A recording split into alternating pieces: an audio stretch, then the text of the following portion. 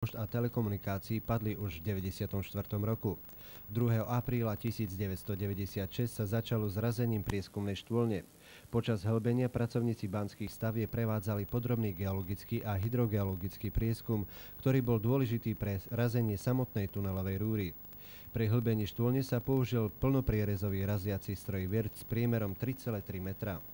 Začiatky razenia boli veľmi ťažké, pretože zložitosť hornín spočiatku dovoľovala iba pomalý postup, sotva 1 meter za deň pri práci na 2 predĺžené smeny. V horninách Permu sa postupne dosahovali výkony 130 a v horninách Kryštalinika až 160 metrov za mesiac. No napriek prvopočiatočnému pomalému postupu k prerazeniu prieskumnej štôlne došlo ešte 12 dní pred stanoveným termínom, a to 19.12.97. A tak sa po prvýkrát stretli pod horským masívom Branisko raziace osádky, ktoré postupovali zo západnej a východnej strany.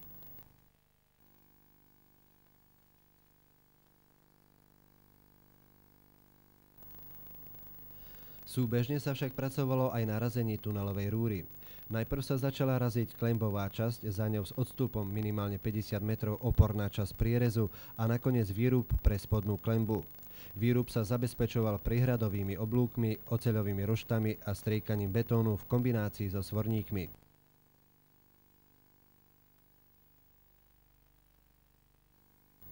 Na razenie sa používala nová rakúska tunelová metóda. Najprv sa do horniny vyvrtali otvory, do ktorých sa vsunula trhavina. Po detonácii sa celý priestor musel vyvetrať a potom celý výrub zaistiť striekaním betónom, sieťami, kotvami a arkusmi. Už počas razenia tunelovej rúry sa táto stavba vyznačuje niekoľkými unikátmi. Po prvýkrát sa u nás použila prihradová oblúková výstuž Bretex, ktorú vyrábajú banské stavby, ako aj injektované IBO kotvy. Rovnako sa prvýkrát realizovalo zapichnutie tunela do masívu pod ochranou dážnika z injektovaných mikropilotov od západu a pod ochranou železobetónovej korytnačky od východného predzárezu. Žilo a z výrubu tunela takmer 600 000 m2 horniny. Pre presnosť razenia bola použitá metóda na kontrolu presnosti razenia tunela, a to optická metóda laserovým lúčom. Počas razenia niekoľkokrát nastali problémy s financovaním výstavby tunela Branisko. 24. novembra 1998 boli práce dokonca prerušené. Nakoniec sa tento problém vláde Slovenskej republiky a Ministerstvu dopravy, pôšt a telekomunikáciu podarilo vyriešiť a práce sa mohli znova naplno rozbehnúť.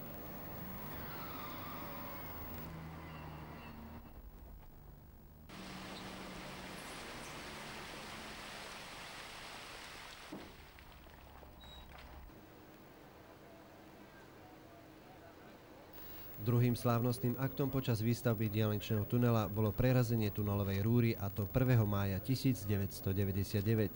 Na slávnostnej prerážke sa zúčastnil predseda vlády Mikuláš Dzurinda spolu s vtedajším ministrom dopravy, pôšt a telekomunikácií Gabrielom Palackom.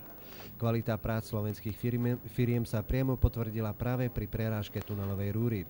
Presnosť, ako bol tunel prerazený, bola pozoruhodná. Odchýlka, ktorá bola nameraná, mala hodnotu iba 11 až 17 mm, pričom možná tolerancia je povolená až do 10 cm. A tak si už druhýkrát mohli raziace osádky, ktoré postupovali z východného a západného portálu, podať ruky pod horským masívom Branisko.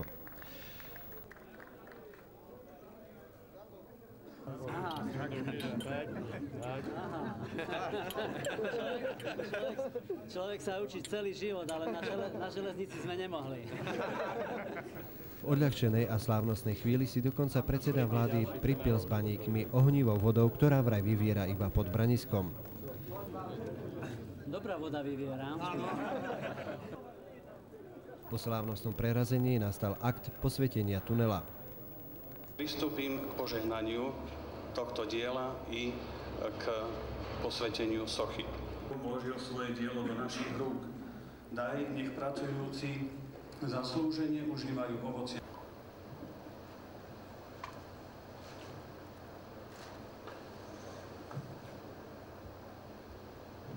Bars postrádam slnečný a zdelný, robím to pre svoju drahú vlast. Všetkým synom šachty hlbokých bání vrúcne ruku k priateľstvu daj. Všetkým synom šachty hlbokých bání vrúcne ruku k priateľstvu daj. Len zdar vždy maj, len zdar vždy maj.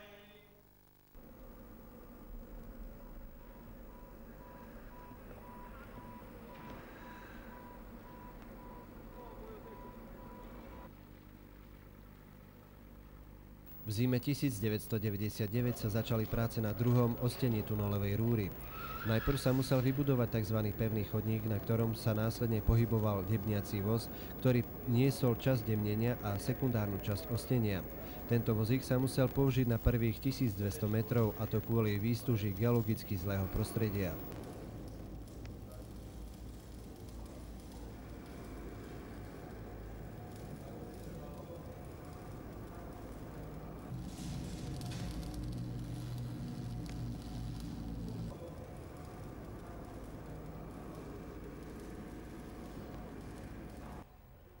V tuneli sa zároveň pripevňovala hydroizolácia, na ktorú sa následne nastriekal betón.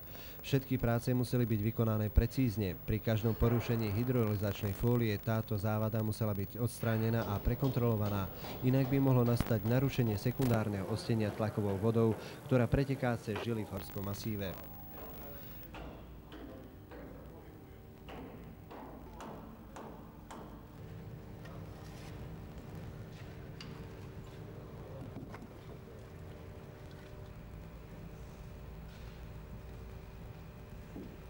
Počas výstavby tunela Branisko navštívili na toľkých a toľkých kontrolných dňoch poslanci Národnej rady, ale aj jednotliví vládni činitelia. Zaujímal ich dodržiavanie harmonogramu prác, v akých podmienkach pracujú zamestnanci v jednotlivých firiem, ale aj o problémoch, ktoré vznikali pri tak náročnej a unikátnej stavbe a ktoré sa snažili pomôcť vyriešiť.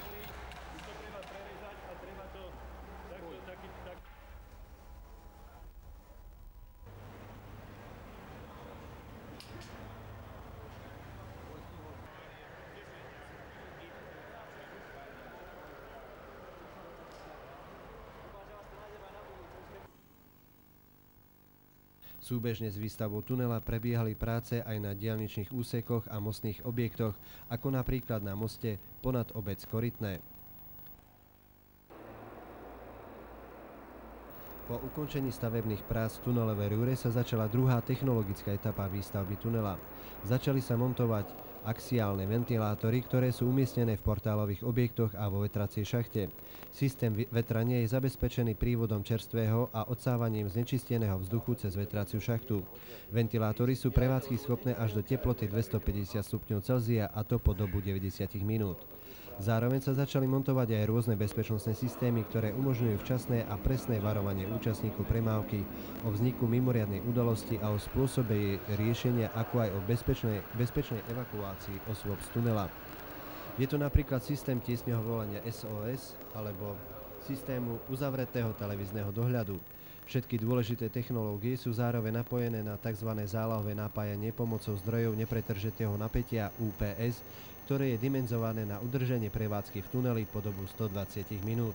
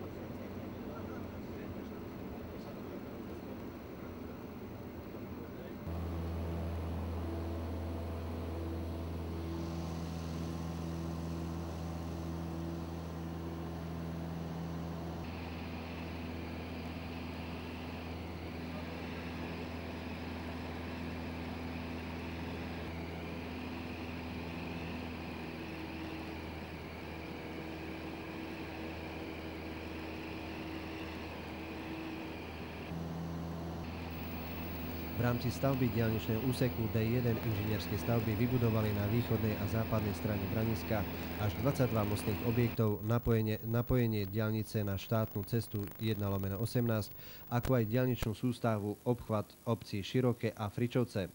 Intenzita dopravy vďaka jej odkloneniu na diaľnicu D1 by sa mala v týchto obciach znížiť až o 93%.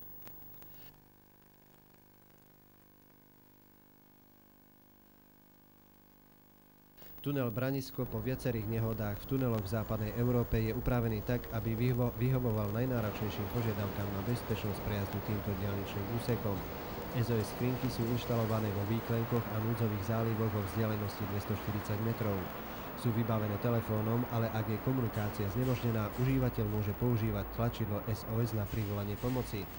Okrem komunikačných prostriedkov sú v kabíne hasiace prístroje a lekárnička s prostriedkami na poskytnutie prvej pomoci. V tuneli sú zároveň namontované aj zariadenia umožňujúce spojenie pomocou mobilných telefónov.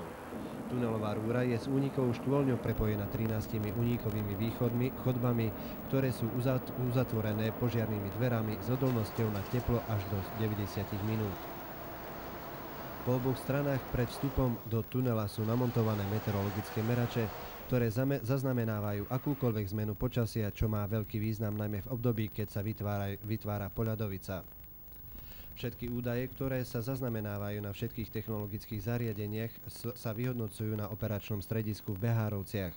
Obraz o dianí na diaľnici a v tunelovej rúre pracovníkom vo Velíne umožňuje až 79 kamier a systém Autoskop, ktorý vyhodnocuje obraz kamier a ktorý automaticky detekuje porušenie dopravných predpisov a pravidiel ako napríklad jazdu v protismere, zastavenie vozidla, predbiehanie alebo prekročenie povolenej rýchlosti.